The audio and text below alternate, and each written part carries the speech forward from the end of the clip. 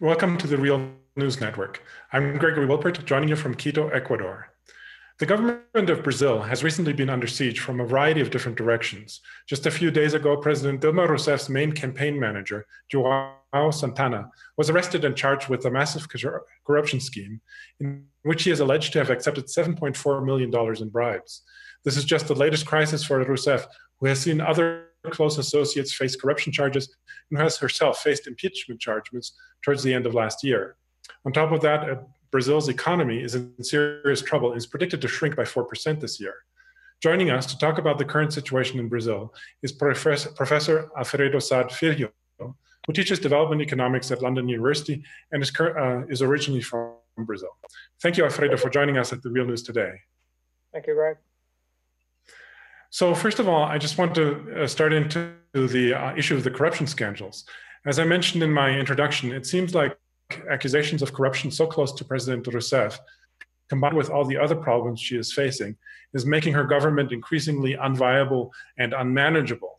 What is your evaluation of these corruption scandals? Are they serious? And what effect are they having on the Rousseff administration? This succession of corruption scandals around the president of Brazil is of extreme gravity, extreme seriousness. They have contributed to her almost complete political isolation in the country. But it is important to point out that, one, there is no allegation that the president herself is involved in anything illegal remotely, not at all.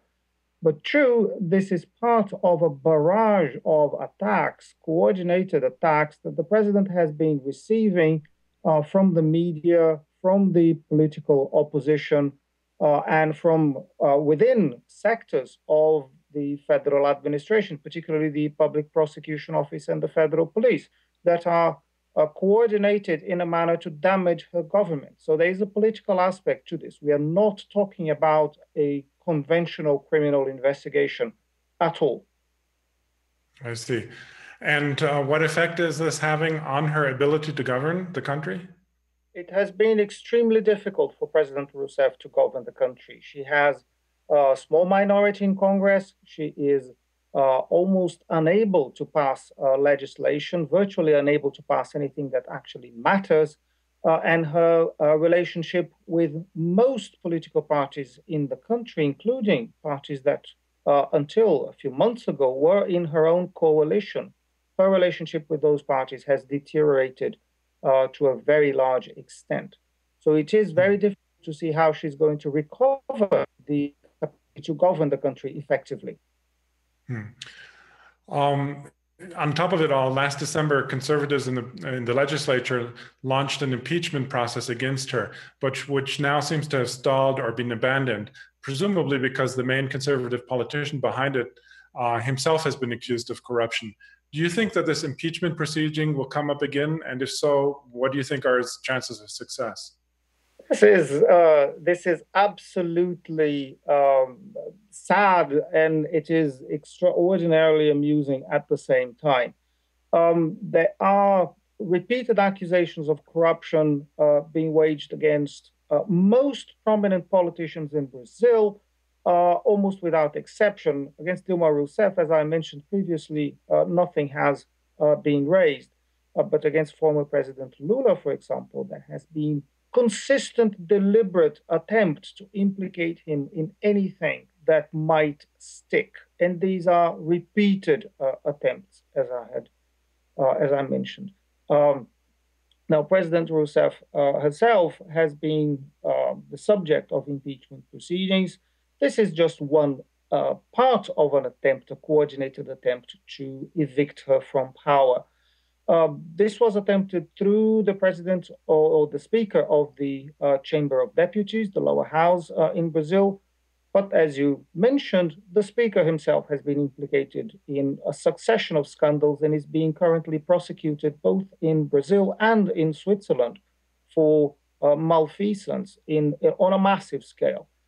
So for that reason, for the lack of viability of the impeachment due to this event, the process has technically been abandoned. The next attempt by the opposition has been to try and find out something irregular concerning Dilma Rousseff's campaign finance back in 2014. And this is the context in which you opened your story tonight concerning the person who was in charge of campaign marketing for Dilma Rousseff. He has recently been detained. Now, is there a financial problem? I don't know. What I do know is that campaign finance in Brazil, traditionally, since forever, since the time of the empire in the 19th century, has been enmeshed in a confusion of exchange of favors, illegal finance, and all sorts of corruption on a large scale, potentially. So wherever you dig, you will find problems. You will find illegalities almost wherever you dig. And this has come back to haunt Dilma Rousseff. And potentially this can be disabling. There may be a case in the country's Supreme Electoral Court that technically might lead to the annulment of her own election back in 2014. These are legal possibilities. Whether or not this will actually happen is a political problem, and it depends on events in the country and the correlation of forces in Parliament and in the Supreme Electoral Court. Uh-huh. Of course, these corruption scandals are just one aspect of the different ways in which Dilma Rousseff is besieged at the moment. The other one I mentioned also in my introduction was that the economic situation. That is, last week, for example, the Organization for Economic Cooperation and Development presented a new estimate saying that they estimate the economy is expected to shrink by 4% this year. Also, just yesterday, Moody's the rating agency was the third agency to rank Brazilian bonds as junk bonds. Do you think that these estimations by Moody's and the OECD are realistic? And if so, what would you say are the causes of Brazil's poor economic performance currently? Is it just the low commodity prices, or is there something else at work? The estimations by the rating agencies are realistic in the sense that the Brazilian economy is facing a perfect storm of political and economic disasters. Now, the economic difficulties in the country are not unique to Brazil, and this is important to highlight. All middle-income countries are now facing the third wave of the global crisis that started in the United States back in 2007, 2008. And then propagated across the advanced economies. The second phase came a couple of years later in the Eurozone, and now the crisis hits the middle-income countries. So across the middle-income countries, China, Turkey, Brazil, Argentina, South Africa, all these countries, Russia, are having very, very serious economic difficulties. Now, Brazil is certainly the worst case, the most affected country. The economy contracted by 3.5% last year. It might contract by another 4% this year, as you mentioned.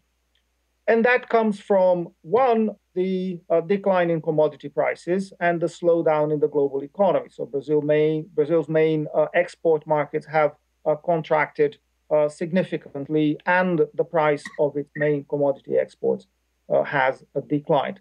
Two, Brazil has suffered very severely from the ending of quantitative easing in the United States and in the UK. So capital is now moving back to the advanced economies, and Brazil has been hemorrhaging capital for the past several months, and that affects the exchange rate and the capacity of the economy to invest. And the third problem is the domestic political problem. There is effectively today an investment strike going on in Brazil. Dilma is isolated from investors and from capitalists in the country who refuse to invest. The environment is of profound uncertainty, and the economy is then paralyzed by all this, plus the fiscal constraint measures that the government itself has imposed in an attempt to regain the so-called confidence of the markets. In doing this, the sources of demand have disappeared in the Brazilian economy, and it is now almost in free fall. Do you see any solution or any way out for Dilma Rousseff in this severe economic and political crisis that she and her government currently find themselves in? It is extremely difficult to see how the government can recover the capacity to take political initiatives in the country. There is no sign at the moment that the global economy is going to recover. There is no sign of an engine of growth in the global economy outside Brazil. So that makes the situation already very difficult for the country. Then Dilma Rousseff has attempted to build political alliances. She's desperately attempting to build political alliances in the country to allow her to govern. And this includes alliances with other political parties so that she can recover some degree of initiative in Congress. She's been trying to make alliances with investors in the country, but this is also proving to be very difficult.